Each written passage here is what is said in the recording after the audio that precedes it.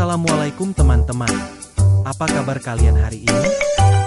Di video ini kita akan mempelajari perkembangan kognitif tahap operasional formal, teori dari Piaget dan Vygotsky.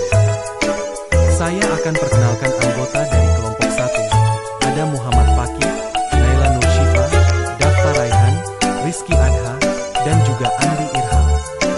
Nah teman-teman, pasti kalian bingung apa sih tujuan dari video ini.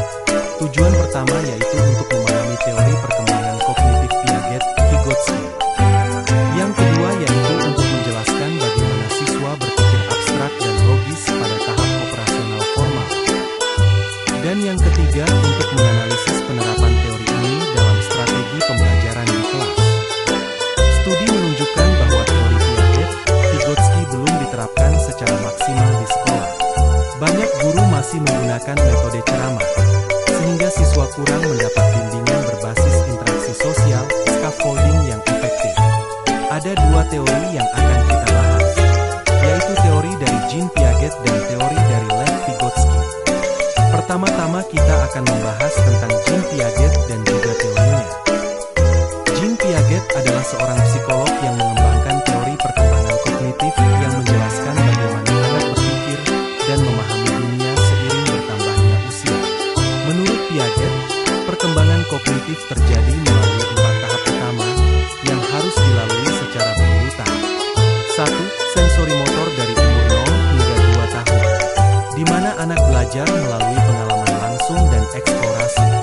Dan juga di sini, anak akan memahami dunia melalui indera dan tindakan fisik, mulai mengenali konsep sebab akibat, misalnya menangis untuk menarik perhatian. Munculnya permanensi objek, menyadari bahwa benda tetap ada meskipun tidak terlihat. 2. Praoperasional umur 2 hingga 7 tahun. Di sini anak mulai menggunakan simbol dan bahasa, tapi masih egosentris, dan juga anak mulai berpikir menggunakan simbol, misalnya menggambar rumah untuk merepresentasikan rumah. Egosentrisme tinggi, sulit memahami sudut pandang orang lain. Pemikiran masih intuitif, bukan logis.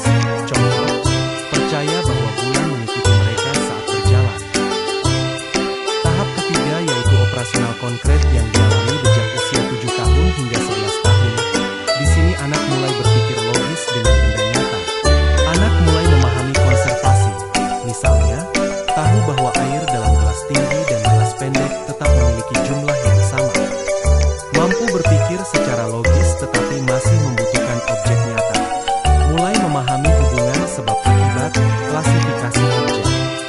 Tahap terakhir yaitu operasional formal, di mana anak dapat berpikir abstrak dan logis. Anak mampu berpikir hipotetis dan abstrak. Bisa memahami konsep yang kompleks, seperti moralitas, politik, dan filosofi. Dapat menyusun hipotesis dan melakukan eksperimen mental, misalnya memprediksi hasil dari suatu tindakan sebelum mencobanya. Dan dapat disimpulkan bahwa 1. Piaget menekankan bahwa anak belajar melalui eksplorasi dan pengalaman sendiri. 2. Perkembangan kognitif terjadi secara bertahap dan mengikuti urutan yang tepat. 3. Pada tahap operasional formal, siswa mampu berpikir kritis, abstrak, dan logis. Selanjutnya kita akan membahas tentang Lev Vygotsky dan juga teori yang dimilikinya. Lev Vygotsky adalah seorang psikolog yang menekankan bahwa perkembangan kognitif dipengaruhi oleh interaksi sosial dan budaya. Berbeda dengan Piaget yang menekankan eksplorasi individu, Vygotsky berpendapat bahwa anak belajar lebih efektif dengan bimbingan orang lain. Konsep pertama dari teori Lev Vygotsky yaitu zona perkembangan proksimal atau disebut ZPD. Di ZPD ada 3 tingkat kemampuan belajar anak, yaitu zona di bawah ZPD di mana anak bisa melakukan sendiri. Zona perkembangan proksimal atau ZPD adalah di mana anak belum bisa sendiri, tetapi bisa dengan bimbingan. Paling efektif untuk pembelajaran.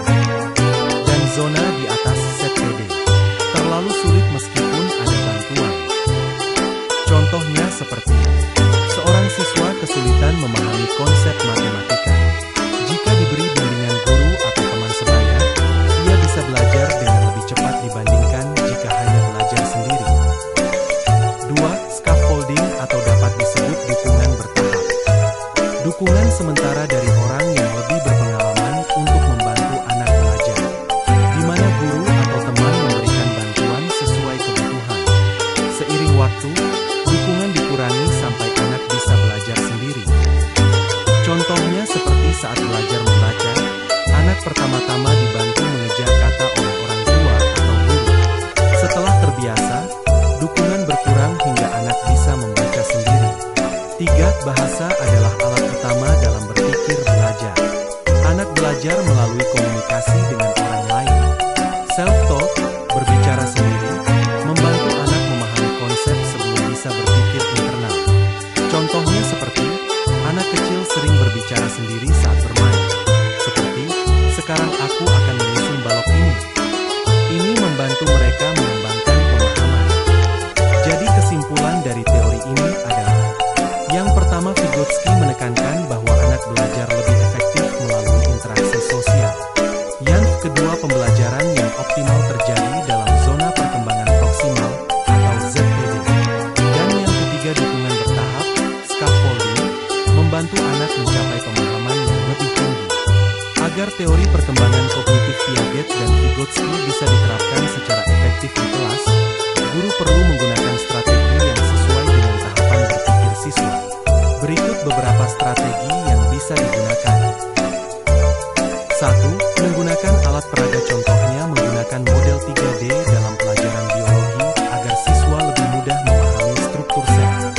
2. Diskusi kelompok, pembelajaran kolaboratif, contohnya tugas proyek berbasis tim desain untuk menyelesaikan eksperimen bersama. 3. Scaffolding, dukungan bertahap, guru atau teman sebaya memberikan bantuan sesuai kebutuhan.